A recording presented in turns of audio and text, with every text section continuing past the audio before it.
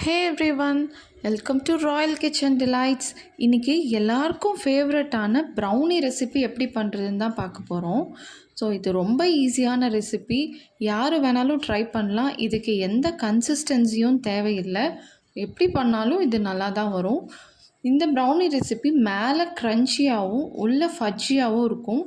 பாருங்கள் எவ்வளோ நல்லா வந்திருக்குன்னு. ஸோ எப்படி பண்ணுறதுன்னு பார்க்கலாம். இதுக்கு நான் 100 கிராம்ஸ் டார்க் சாக்லேட் கட் பண்ணி எடுத்திருக்கேன். 100 கிராம்ஸ் பட்டரும் அதில் ஆட் பண்ணி இது நல்லா மெல்ட் பண்ணி எடுக்கணும். டபுள் பாயில் மெத்தடில் மெல்ட் பண்ணி எடுக்கணும். அதுக்கு அடியில் ஒரு பாத்திரத்தில் தண்ணி வச்சு அதோட ஆவியில் சாக்லேட்டும் பட்டரும் நல்லா மெல்ட் ஆகி வரணும். அது வரைக்கும் நல்லா மிக்ஸ் பண்ணிகிட்டே இருக்கலாம். எனக்கு இந்த அளவுக்கு மெல்ட் ஆகிருக்கு. மெல்ட் ஆனதுக்கப்புறம் 1 tablespoon coffee powder add பண்ணி சாக்லேட் சிரப்போடு நல்லா மிக்ஸ் பண்ணி எடுத்துக்கலாம். நல்லா மிக்ஸ் ஆனதுக்கப்புறம் இன்னொரு பவுலில் 2 எக் ஆட் பண்ணி அதையும் நல்லா மிக்ஸ் பண்ணிக்கலாம். இதை மிக்ஸ் பண்ணுறதுக்கு எந்த கன்சிஸ்டன்சியும் தேவையில்லை. இதை நல்லா மிக்ஸ் ஆனாலே போதும்.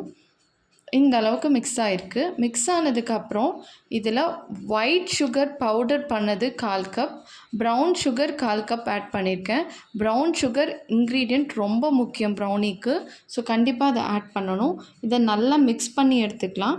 இந்த அளவுக்கு மிக்ஸ் ஆனதுக்கப்புறம் 1 tablespoon vanilla extract add பண்ணி அதையும் நல்லா மிக்ஸ் பண்ணி எடுத்துக்கலாம். நல்லா மிக்ஸ் பண்ணதுக்கப்புறம் மெல்ட் பண்ண சாக்லேட் சிரப் ஆட் பண்ணி அதையும் நல்லா மிக்ஸ் பண்ணணும். சாக்லேட் சிரப் ஆட் பண்ணதுக்கப்புறம் கொஞ்சம் திக்காகும், அதை நல்லா மிக்ஸ் பண்ணி விடுங்க. மைதா 75 கிராம்ஸ் ஆட் பண்ணி 1 டேபிள் ஸ்பூன் கொக்கோ பவுடரும் ஆட் பண்ணி இந்த சிரப்போடு நல்லா மிக்ஸ் பண்ணி எடுத்துக்கலாம். ஸோ இந்த அளவுக்கு நல்லா மிக்ஸ் பண்ணி எடுத்திருக்கேன். ஒரு பேக்கிங் ட்ரேயில் பார்ச்மெண்ட் பேப்பர் வச்சு அதில் பட்டர் நல்லா ஸ்ப்ரெட் பண்ணி மிக்ஸ் பண்ணி வச்சுருக்கிற பேட்டரை அதில் ஆட் பண்ணியிருக்கேன். ஆட் பண்ணிவிட்டு இது ஈவனாக ஸ்பேச்சுலா யூஸ் பண்ணி நல்லா ஸ்ப்ரெட் பண்ணி விடணும்.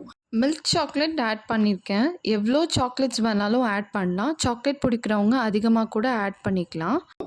ஆல்மண்ட் கார்னிஷிங்காக ஆட் பண்ணியிருக்கேன். 15 மினிட்ஸ் ஓவன் 180 டிகிரியில் ப்ரீ ஹீட் பண்ணியிருக்கேன். பேக்கிங் மோடில் 180 டிகிரி செல்சியஸ் 15 மினிட்ஸ் பேக் பண்ணி எடுத்திருக்கேன். பாருங்கள் எவ்வளோ கிளேசிங்காக வந்திருக்குன்னு.